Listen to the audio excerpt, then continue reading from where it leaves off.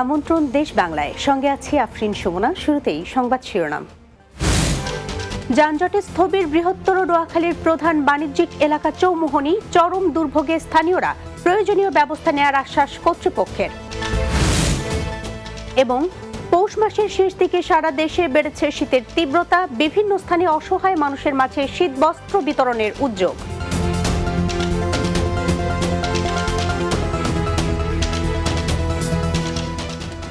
শুনছিলেন শিরোনাম, এবার বিস্তারিত।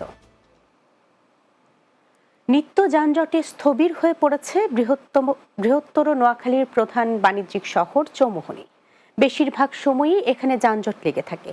এতে এই রুটে চলাচলকারী যানবাহন, পথচারী সহ এলাকাবাসী চরম দুর্ভোগের শিকার হচ্ছেন। এমন দুর্ভোগের অবসান চায় জেলাবাসী। নোয়াখালী প্রতিনিধি ইয়াকুব নবী ইমনের প্রতিবেদন, জানাচ্ছেন মাসুদ রানা। ভয়াবহ এই যানজটের দৃশ্য বৃহত্তম নোয়াখালীর প্রধান বাণিজ্যিক শহর চৌমুহনীর। শহরটি বরিশাল চট্টগ্রাম মহাসড়কের অংশ। এই শহরের উপর দিয়ে প্রতিদিন যাতায়াত করে দেশের দক্ষিণাঞ্চলে হাজার হাজার যানবাহনগুলো চৌমুহনী শহরের উপর দিয়ে যেতে ঘন্টার পর ঘন্টা যানজটের কবলে পড়তে হয়। চৌমুহনী পৌরসভা অংশে প্রতিদিন প্রায় এক ঘন্টা থেকে 1.5 ঘন্টা যানজট থাকে। এই যানজট 1 ঘন্টায় শেষ হয়ে গেছে এই পর্যন্ত। অপরিকল্পিত নগরায়ন, ফুটপাত দখল, অবৈধ সিএনজি অটোরিকশা, ব্যাটারি চালিত রিকশার দৌরাত্ম্য, ট্রাফিক পুলিশের আগের মতো সক্রিয়ভাবে কাজ না করার কারণে যানজট সৃষ্টি হয় বলে অভিযোগ স্থানীয়দের। রাস্তার ফুটপাত দখল করে মানুষ ব্যবসা বাণিজ্য করে, ব্যবসা করতেছে, এগুলো স্থায়ীভাবে সমাধান হওয়া উচিত। এখানে যে সার্জেন্ট আছে, ট্রাফিক পুলিশ আছে, ওদের কোনো ভূমিকা নাই। দীর্ঘদিনের যানজট নিরসনের জন্য দ্রুত কার্যকর পদক্ষেপ নিতে প্রশাসনের প্রতি আহ্বান জানিয়েছেন বেগমগঞ্জ নাগরিক কমিটির সভাপতি। প্রশাসনের দৃষ্টি আকর্ষণ করব, যানজটটা এবার নিরূপণ করাই দরকার, মানুষকে বাঁচানো দরকার। আমাদের নোয়াখালীবাসীর যথেষ্ট কর্মঘণ্টা, এটা তো লস হচ্ছে। যানজট নিরসনে দ্রুত প্রয়োজনীয় ব্যবস্থা নেওয়ার কথা জানান সংশ্লিষ্টরা। জনগণ যদি সচেতন হয়, তারা যদি নির্দিষ্ট স্থান থেকে যদি সিএনজি বা অন্যান্য জায়গায় উঠে নির্দিষ্ট স্থানে গিয়ে যদি বাজারগুলো করে, তাহলে আমার মনে হয় যে যানজট থেকে আমরা মুক্তি পাবো। আমাদের অবৈধ দোকানপাট রয়েছে কিছু, এবং আমাদের ফুটপাতের সমস্যা রয়েছে, এবং অবৈধ পার্কিং রয়েছে। এইগুলি নিয়ে আমরা নিরবিচ্ছিন্নভাবে কাজ করছি। চৌমুহনী যানজট নিরসন করে জনদুর্ভোগ লাঘব করবে প্রশাসন, এমনটাই প্রত্যাশা জেলাবাসীর। Desk report, Bangla TV. ভোলায় 467 পিস ইয়াবা সহ মোহাম্মদ কামাল নামে এক মাদক কারবারিকে আটক করেছে কোস্টগার্ড দক্ষিণ জোন। বুধবার ভোলার ইলিশা লঞ্চঘাট এলাকায় অভিযান চালিয়ে তাকে আটক করা হয়। এক সংবাদ বিজ্ঞপ্তিতে এ তথ্য জানায় কোস্টগার্ড। বিজ্ঞপ্তিতে বলা হয়েছে, গোপন সংবাদের ভিত্তিতে কোস্টগার্ড দক্ষিণ জোন ভোলার ইলিশা লঞ্চঘাট এলাকায় অভিযান পরিচালনা করে। অভিযানে এক ব্যক্তির গতিবিধি সন্দেহজনক মনে হলে কোস্টগার্ড তাকে তল্লাশি করে ইয়াবা সহ কালামকে আটক করা হয়।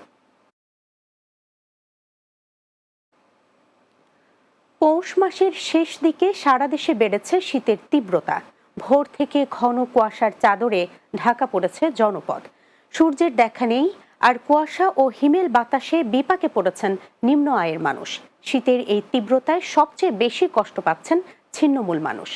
তীব্র ঠান্ডা আর কুয়াশার কারণে দিনমজুরেরা কাজ করতে পারছে না।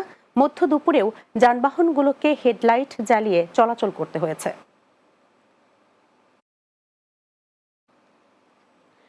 দেশের বিভিন্ন জেলায় শীতার্তদের মাঝে শীতবস্ত্র বিতরণ করেছে সেনাবাহিনী, বিজিবি সহ অনেক সংগঠন।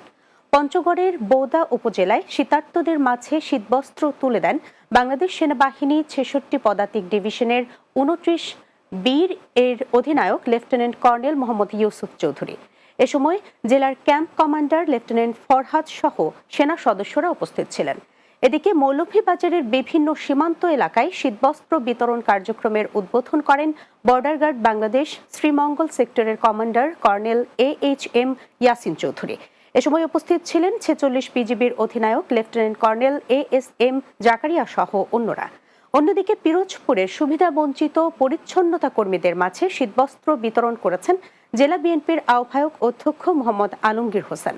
এ সময় জাতীয়তাবাদী সামাজিক সাংস্কৃতিক সংস্থা জাসাস এর জেলা কমিটির সভাপতি মোহাম্মদ জাহিদুল ইসলাম সহ অন্যান্যরা উপস্থিত ছিলেন। এছাড়াও মুন্সিগঞ্জে শীতার্ত অসহায় দরিদ্র পরিবারের মাঝে কম্বল দিয়েছে সদর উপজেলা বিএনপি। এতে উপস্থিত ছিলেন পঞ্চসার ইউনিয়ন বিএনপির সাধারণ সম্পাদক মোহাম্মদ আব্দুল মতিন ও সদর উপজেলা বিএনপির সাধারণ সম্পাদক মোহাম্মদ সাইদুর রহমান ফকির সহ অন্যরা। ব্রাহ্মণবাড়িয়ার কসবায় 2 শতাধিক অসহায় মানুষের মাঝে কম্বল বিতরণ করেছে সুলতানপুর 60 বিজিবি। বুধবার উপজেলার গোপীনাথপুর ইউনিয়নের সীমান্তবর্তী গোসাইলস্থল সরকারি প্রাথমিক বিদ্যালয় ও শেখ ফজলুল করিম সরকারি প্রাথমিক বিদ্যালয় মাঠে এসব কম্বল বিতরণ করা হয়। কম্বল বিতরণ কার্যক্রম উদ্বোধন করেন সুলতানপুর 60 বিজিবি অধিনায়ক লেফটেন্যান্ট কর্নেল AM জাবির বিন জব্বার। এ সময় উপস্থিত ছিলেন 60 বিজিবি সহকারী পরিচালক মোহাম্মদ মতিউর রহমান ও গোসাইলস্থল বিজিবি ক্যাম্প কমান্ডার সুবেদার আলমগীর হোসেন সহ অন্যরা। গাজীপুরের কালিয়াকৈরে বিএনপি চেয়ারপারসন বেগম খালেদা জিয়ার সুস্থতা কামনায় এবং বৈষম্য বিরোধী আন্দোলনে আহত ও নিহতদের স্মরণে দোয়া মাহফিল অনুষ্ঠিত হয়েছে। উপজেলা ও পৌর স্বেচ্ছাসেবক দলের উদ্যোগে চান্দোরা পল্লী বিদ্যুৎ এলাকায় দোয়া মাহফিলের আয়োজন করা হয়। সভাপতিত্ব করেন স্বেচ্ছাসেবক দলের কেন্দ্রীয় কমিটির আন্তর্জাতিক সম্পাদক সেলিম হোসেন। এতে প্রধান অতিথি ছিলেন স্বেচ্ছাসেবক দলের কেন্দ্রীয় কমিটির সভাপতি SM জিলানী। অনুষ্ঠানে বক্তব্য রাখেন কালিয়াকৈর উপজেলা বিএনপির সভাপতি মোহাম্মদ হেলাল উদ্দিন সহ অন্যরা।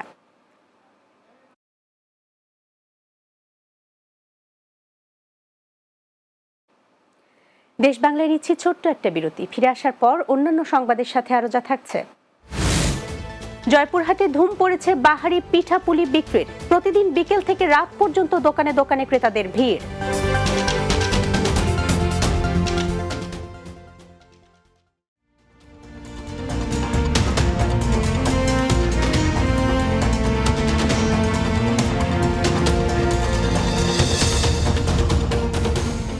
বিরতির পর দেশ বাংলায় স্বাগত আরো একবার।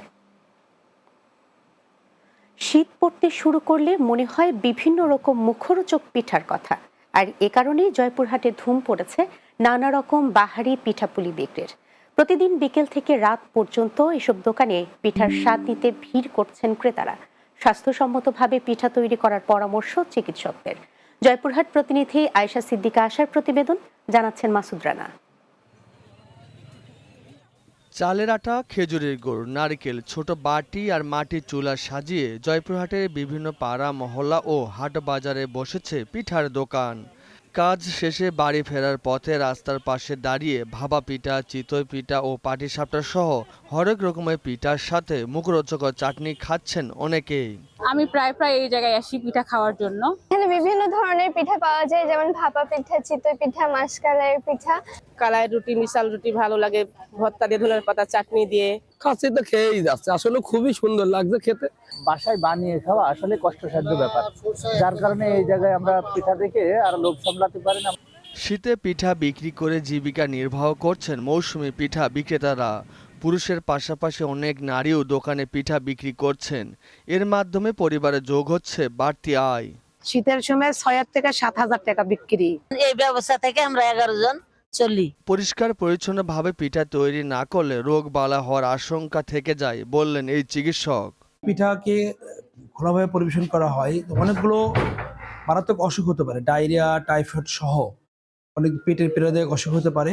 একসময় শীত এলে গ্রাম বাংলা ঐতিহ্য শীতের পিঠা তৈরিতে ধুম পড়ে যেত বাড়িতে বাড়িতে, কিন্তু এখন কর্মব্যস্ততা ও আধুনিকতা ছোঁয়ায় তা হারিয়ে যেতে বসেছে। Desk report, Bangla TV. নারায়ণগঞ্জের সিদ্ধিরগঞ্জ, ডেমরা ও সারুলিয়া সহ বেশ কয়েকটি এলাকায় ডাকাতির ঘটনা ঘটেছে। সিদ্ধিরগঞ্জ, ডেমরা, সারুলিয়া, উত্তর দক্ষিণ রসুলবাগ এবং বক্সনগর সহ বেশ কয়েকটি এলাকার শতাধিক বাড়িঘর, দোকানপাটে হামলা, ভাঙচুর, লুটপাট চালায় ডাকাত দল। এ সময় নগদ অর্থসহ অর্ধ কোটি টাকার মালামাল নিয়ে গেছে। ডাকাতদের হামলায় কমপক্ষে 10 জন আহত হয়েছেন।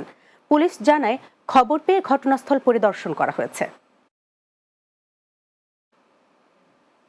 সুনামগঞ্জের শাল্লায় পানি উন্নয়ন বোর্ডের আওতাধীন হাওর রক্ষা বাঁধের দুর্নীতির বিরুদ্ধে মানববন্ধন ও প্রতিবাদ কর্মসূচি অনুষ্ঠিত হয়েছে। শাল্লা কৃষক জনতার আয়োজনে পুরাতন শহীদ মিনার প্রাঙ্গণে এই মানববন্ধন ও প্রতিবাদ কর্মসূচি অনুষ্ঠিত হয়। হাজিরুল ইসলাম আজহার এর সভাপতিত্বে এতে বক্তব্য রাখেন নিত্যানন্দ দাস নিতাই, সাইদুর রহমান, আমির হোসেন, শান্তু মিয়া জিলানী, সোবাহান, হাফিজ আহমেদ সহ অন্যরা। পিরোজপুরে হাড় পাওয়ার প্রকল্প আওতায় ৮০ জন নারী প্রশিক্ষণার্থীদের মাঝে ল্যাপটপ বিতরণ করা হয়েছে। বুধবার সদর উপজেলার শহীদ ওমর ফারুক অডিটোরিয়ামে ল্যাপটপ বিতরণ করা হয়। এতে প্রধান অতিথি ছিলেন তথ্য ও যোগাযোগ প্রযুক্তি বিভাগের অতিরিক্ত সচিব মোহাম্মদ ইসরাত হোসেন খান। জেলা প্রশাসক মোহাম্মদ আশরাফুল আলম খান এর সভাপতিত্বে এ সময় বক্তব্য রাখেন সদর উপজেলা নির্বাহী অফিসার মামুনুর রশিদ, উপজেলা আইসিটি অফিসের অ্যাসিস্ট্যান্ট প্রোগ্রামার তানজিলা সারওয়ার, হাড় পাওয়ার প্রকল্পের প্রশিক্ষণার্থী তামান্না হোসেন সহ অন্যরা। মৌলভীবাজারে পর্যটকদের জন্য ২৬টি জাতিগোষ্ঠীর কৃষ্টি ও সংস্কৃতি নিয়ে হচ্ছে হারমোনি ফেস্টিভ্যাল। আগামী ১০, ১১ ও ১২ জানুয়ারি পর্যন্ত ৩ দিন ব্যাপী হবে এই হারমোনি উৎসবের, যেখানে একত্রে শ্রীমঙ্গলের ২৬টি ক্ষুদ্র নৃগোষ্ঠী তাদের নিজস্ব সাংস্কৃতিক পরিবেশনা, ব্যবহার্য পোশাক, পণ্য ও খাদ্যাভ্যাস তুলে ধরবে। এই মুহূর্তে চলছে তার প্রস্তুতি। পৃথক পৃথক জাতিগোষ্ঠীর এই সমৃদ্ধ সংস্কৃতি সংরক্ষণে বিশেষ করে চা শ্রমিক ও খাসি সম্প্রদায়ের জন্য একটি সাংস্কৃতিক একাডেমি স্থাপনের দাবি সংশ্লিষ্টদের। শেষ করছি দেশ বাংলা, যাবার আগে সংবাদ শিরোনামগুলো জানিয়ে দিচ্ছি আরও একবার। যানজটে স্থবির বৃহত্তর নোয়াখালীর প্রধান বাণিজ্যিক এলাকা চৌমুহনী, চরম দুর্ভোগে স্থানীয়রা, প্রয়োজনীয় ব্যবস্থা নেওয়ার আশ্বাস কর্তৃপক্ষের। পৌষ মাসের শেষ দিকে সারা দেশে বেড়েছে শীতের তীব্রতা, বিভিন্ন স্থানে অসহায় মানুষের মাঝে শীত বস্ত্র বিতরণের উদ্যোগ। এবং জয়পুরহাটে ধুম পড়েছে বাহারি পিঠাপুলি বিক্রির, প্রতিদিন বিকেল থেকে রাত পর্যন্ত দোকানে দোকানে ক্রেতাদের ভিড়।